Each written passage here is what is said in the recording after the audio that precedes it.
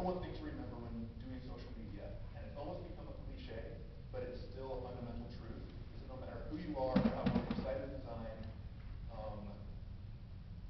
content is king. Cheesy transition number one.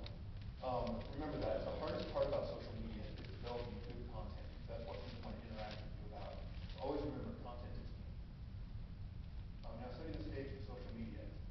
10 years ago, cell phones were rare. We only had one primary screen competing for our attention, which was our TV, and a few people had dial-up internet. Now, 10 years later, cell phones are ubiquitous. There are three screens competing for our attention: our TVs, our computers, and our cell phones.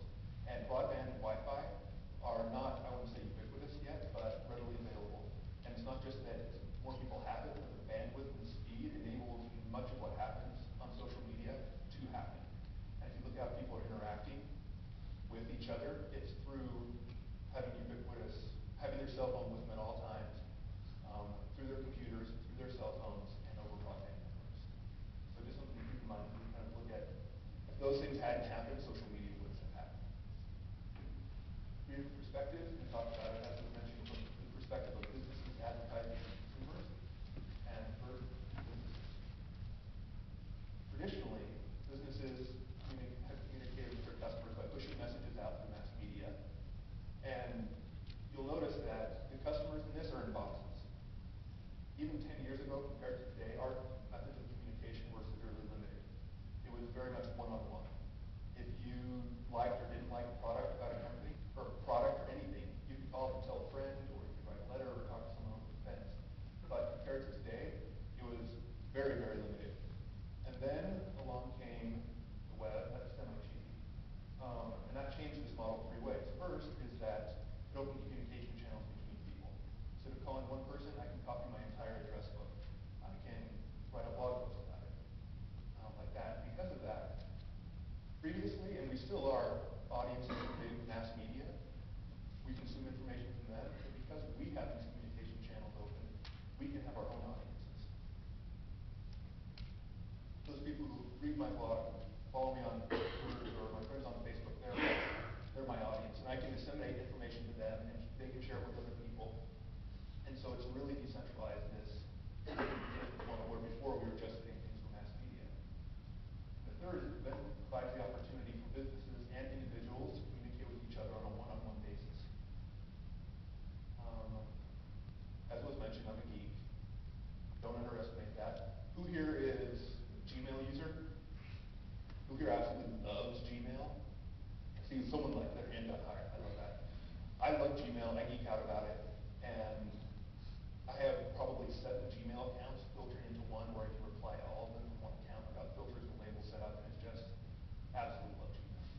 And as I was logging in a couple years ago to Gmail, I noticed certain things would change. I noticed certain subtle user interface changes at the login screen, and I started blogging about it. I thought, oh, well, I wonder if Gmail or Google's going to start rolling out this new feature I was wanting, or if they're going to do changes to the account. I was blogging about this. All of a sudden, one day, I got an email in my inbox from someone at google.com. It wasn't at gmail.com, it was at google.com. And it said, if we have a conversation, we keep it confidential. Yeah, I was so stoked. Absolutely.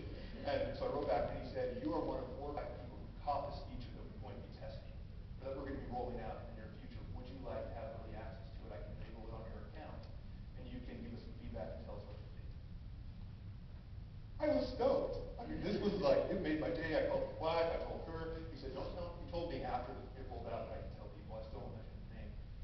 But Google, Mountain View, California, tens of thousands of employees, billions of dollars of profit, talked to me,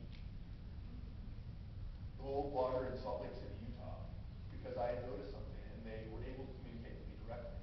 It provides a great opportunity. I've now told this story and blogged about it, probably to thousands of people, about how cool Google is. It really made an impact on me. It was a great example of how this new communications model enables businesses to communicate and influence individuals. Now you'll notice that this rise around, social media has grown up around traditional media. It has not replaced it. It supports it, it can enhance it, but it hasn't replaced these traditional means. They're still absolutely crucial to